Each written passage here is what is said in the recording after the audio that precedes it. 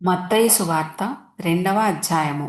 రాజైన హేరోదు దినములయందు యూదయ దేశపు బేత్లెహేములో యేసు పుట్టిన పిమ్మట, ఇదిగో, తూర్పు దేశపు జ్ఞానులు యెరూషలేమునకు వచ్చి, యూదుల రాజుగా పుట్టినవాడెక్కడనున్నాడు? తూర్పు దిక్కున మేము ఆయన నక్షత్రము చూచి ఆయనను పూజింపవచ్చితిమని చెప్పిరి. హేరోదు రాజు ఈ సంగతి విన్నప్పుడు అతడును అతనితో కూడా యెరూషలేము వారందరూ కలవరపడిరి. కాబట్టి రాజు ప్రధాన యాజకులను, ప్రజలలో నుండు శాస్త్రులను అందరినీ సమకూర్చి క్రీస్తు ఎక్కడ పుట్టునని వారిని అడిగెను. అందుకు వారు, యూదయ బేత్లెహేములోనే, ఏలయనగా యూదయ దేశపు బేత్లెహేమా, నీవు యూదా ప్రధానులలో ఎంత మాత్రమును అల్పమైన దానవు కావు. ఇశ్రాయేలును నా ప్రజలను పరిపాలించు అధిపతి నీలో నుండి వచ్చును అని ప్రవక్త ద్వారా వ్రాయబడి ఉన్నదనిరి. అంతటా హేరోదు ఆ జ్ఞానులను రహస్యముగా పిలిపించి ఆ నక్షత్రము కనబడిన కాలము వారి చేత పరిష్కారముగా తెలుసుకొని, మీరు వెళ్ళి ఆ శిశువు విషయమై జాగ్రత్తగా విచారించి తెలుసుకొనగానే నేనును వచ్చి ఆయనను పూజించున్నట్లు నాకు వర్తమానము తెండని చెప్పి వారిని బేత్లెహేమునకు పంపెను. వారు రాజు మాట విని బయలుదేరి పోవుచుండగా, ఇదిగో, తూర్పు దేశమున వారు చూచిన నక్షత్రము ఆ శిశువు ఉండిన చోటికి మీదుగా వచ్చి నిలుచు వరకు వారికి ముందుగా నడిచెను.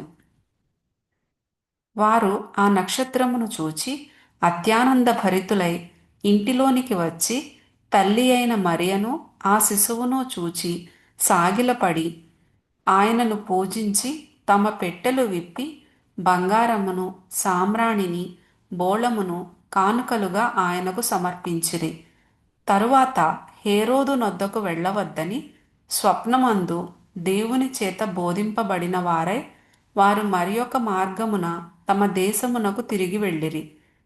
వారు వెళ్ళిన తరువాత, ఇదిగో, ప్రభువు దూత స్వప్నమందు యోసేపునకు ప్రత్యక్షమై, హేరోదు ఆ శిశువును సంహరింపవలెనని ఆయనను వెదకబోచున్నాడు గనుక నీవు లేచి ఆ శిశువును ఆయన తల్లిని వెంటబెట్టుకొని ఐగుప్తునకు పారిపోయి నేను నీతో తెలియజెప్పు వరకు అక్కడనే యుండుమని అతనితో చెప్పెను.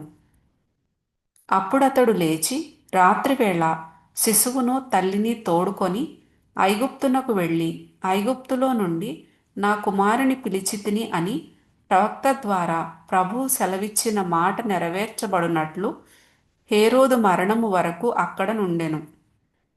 ఆ జ్ఞానులు తన్ను అపహసించిరని హేరోదు గ్రహించి బహు ఆగ్రహము తెచ్చుకొని తాను జ్ఞానుల వలన వివరముగా తెలిసికొనిన కాలమును బట్టి బేత్లెహేములోను దాని సకల ప్రాంతములలోనూ 2 సంవత్సరములు మొదలుకొని తక్కువ వయస్సు గల మగపిల్లలనందరినీ వధించెను.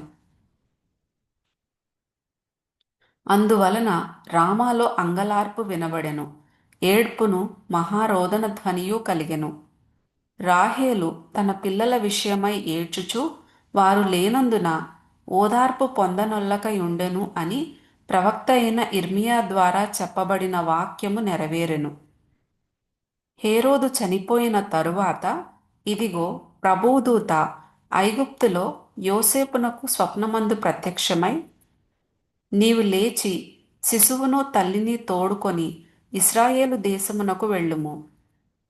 శిశువు ప్రాణము తీయజూచుచుండిన వారు చనిపోయిరని చెప్పెను.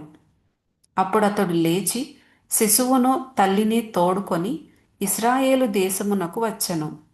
అయితే అర్కెలాయు తన తండ్రి అయిన హేరోదునకు ప్రతిగా యూదయ దేశము ఏలుచున్నాడని విని అక్కడికి వెళ్ళ వెరచి స్వప్నమందు దేవుని చేత బోధింపబడిన వాడై గలిలయ ప్రాంతములకు వెళ్ళి నజరేతను ఊరికి వచ్చి అక్కడ కాపురం ఉండెను. ఆయన నజరేయుడనబడునని ప్రవక్తలు చెప్పిన మాట నెరవేరునట్లు ఈలాగు జరిగెను.